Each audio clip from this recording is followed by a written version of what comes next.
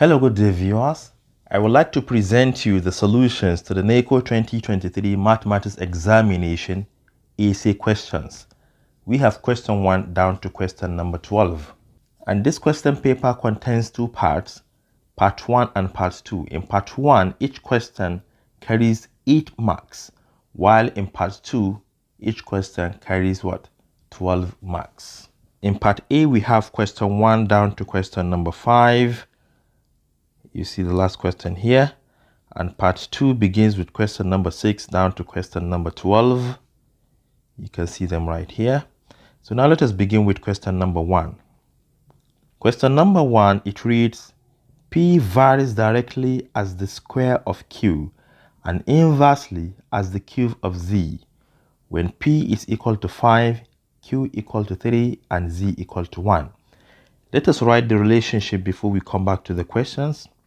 You can see that P varies directly as what? Square of Q, meaning we are going to square Q. We square that. And inversely as the cube of Z. Then we divide by Z to the third power, which implies that P is equal to, we use equality sign and introduce a certain constant, which we can call K, that will multiply the whole of this expression. So we have K multiplied by the whole of Q squared divided by Z to the third power. All right, this is the relationship because you can see question 1, it stated that we should find the relationship between P, Q, and Z. But we have to find this constant of proportionality, which is K. And how can we do that? Let us make that K the subject by multiplying both sides by the reciprocal of this. And hence, K will be equal to P multiplied by Z to the third power divided by Q to the second power. But remember, from the question, it stated that this statement is true when P is equal to 5, Q equal to 3, and Z equal to 1. So let's substitute them in order to find the value of K. So K is equal to P, which is 5, multiplied by Z, which is 1 to the third power. We have 1 to the third power, divided by Q, which is 3 to the second power.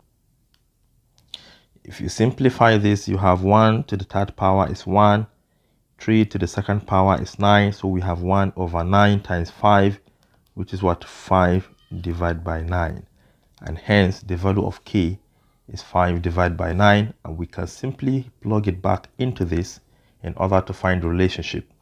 Therefore, Roman 1 that asks us to find the relationship between these three variables would be P equal to K, but K is 5 over 9. 5 divided by 9, then multiplied by Q squared divided by Z to the third power. And this is nothing but the relationship between them. And if you like, you can multiply and join the two terms together. P will now be equal to 5Q squared divided by 9Z to the third power. And hence, this is the relationship. Then second question here under number 1, it stated that we should find Z when P is 3 and Q is 5. So Roman number 2, we are looking for, is it P? No, we are looking for Z, but P is given as 3 and Q is given as 5, right? Yes, and we are looking for Z or none. All right, we are going to use the relationship, which is this one. Let me just copy that. Remember, we are looking for Z. If you like, you can make it the subject directly from this relationship, or you can simply substitute. Let's substitute.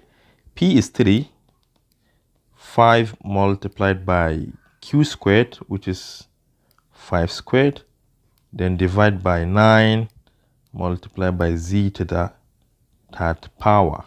Remember, we are looking for Z. Hence, you can take this Z and switch it with this 3, right? So that Z to the third power will now be equal to 5 multiplied by 5 squared divided by 9 multiplied by 3. Once 3 comes down here, it will multiply 9.